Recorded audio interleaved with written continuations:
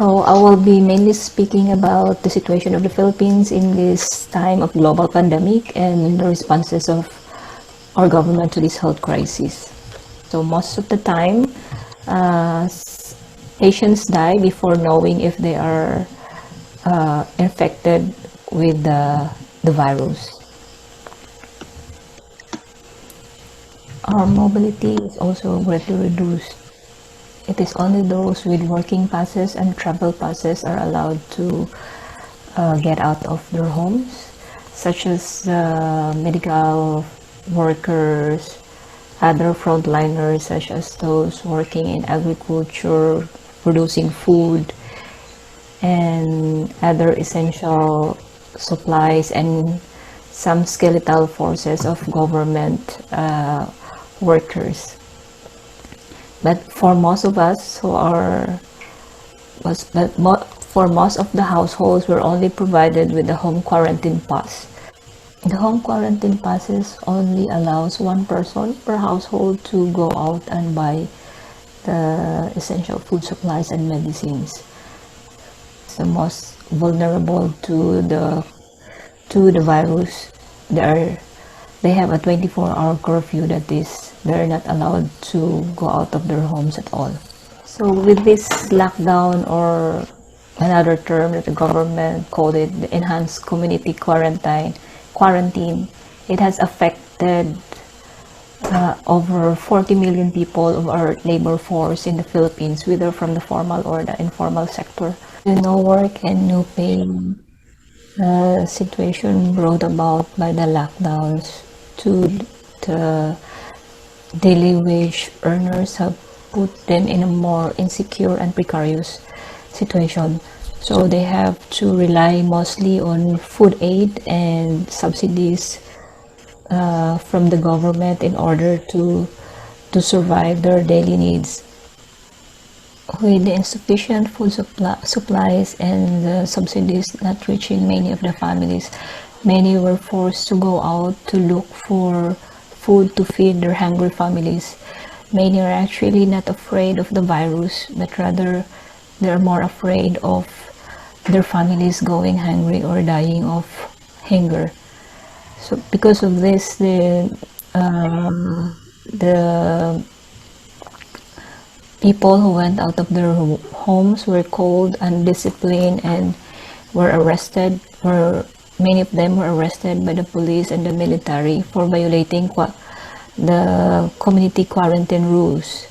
With the increasing number of these community quarantine violators, the president has for one time ordered give a shoot to kill order for these community quarantine violators, and he also threatened to impose martial law if people remains disobedient to orders and community quarantine rules. The government is once again taking the militarist approach even in the handling of a health crisis.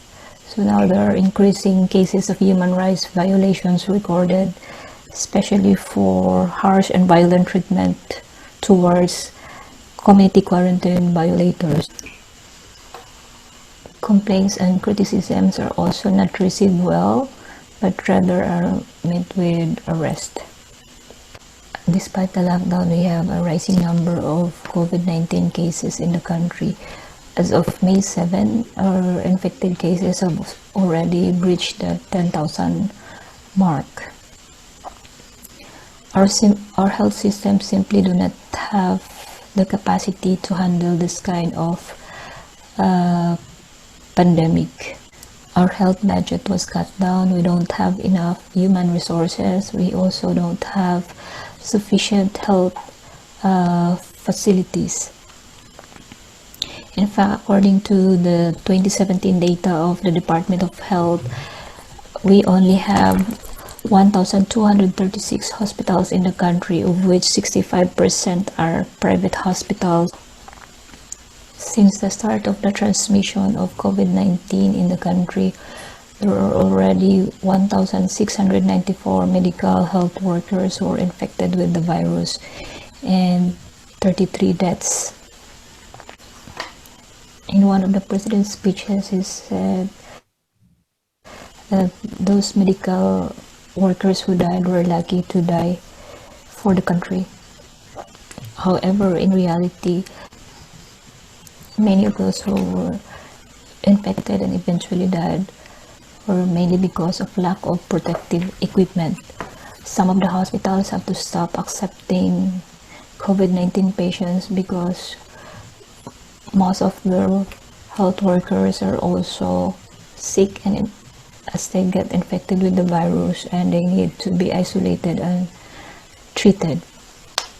With the rising fear of the unseen enemy, many of the medical health workers and frontliners were also discriminated and experienced violence.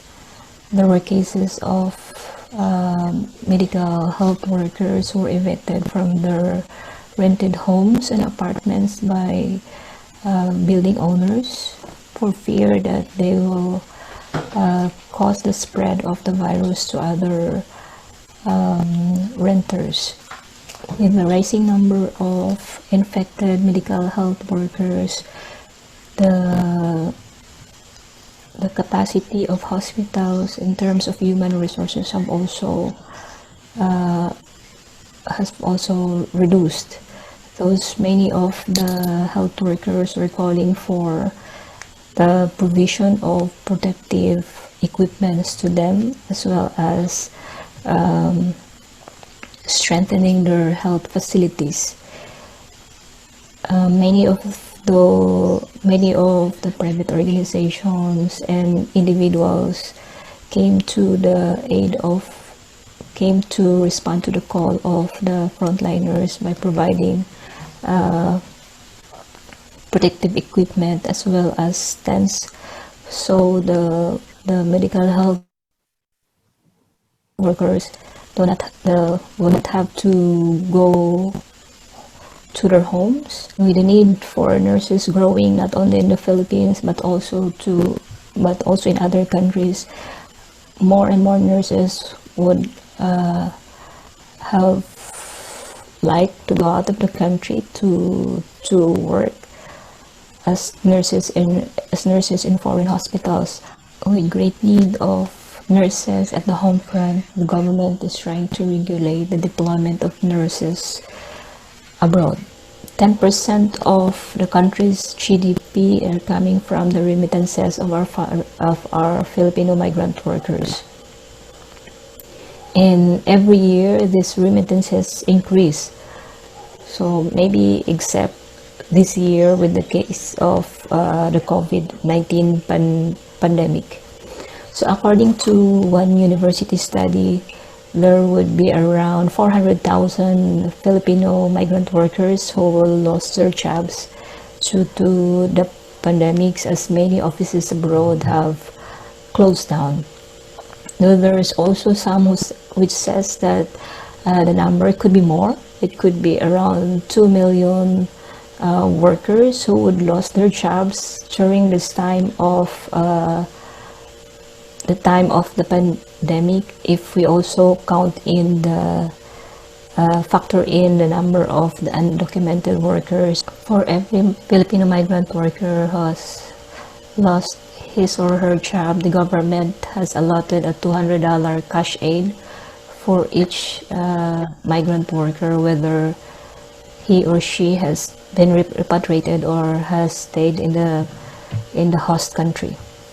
But so far the government has approved only more than 86,000 to receive the $200 cash aid. With the thousands of Filipino migrant workers losing their jobs and being repatriated back home, it would also mean no remittances to their families back in the Philippines. Solidarity actions have also taken different shapes and forms. So we have seen some organizations who have put up community kitchens in urban poor communities and neighborhoods, wherein neighbors come together to contribute whatever they can for cooking food or a meal. There were also those who organized for the distribution of food packs to neighborhood communities whose workers have lost their jobs. We have also seen a lot of community gardens sprouting up in different communities, as these were encouraged to provide food security for the community. And the community garden are seen as more sustainable compared to the food aid provided by the government, which are often insufficient to feed families. Legal groups have also supported legal support to those individuals and groups who were arrested during the lockdowns.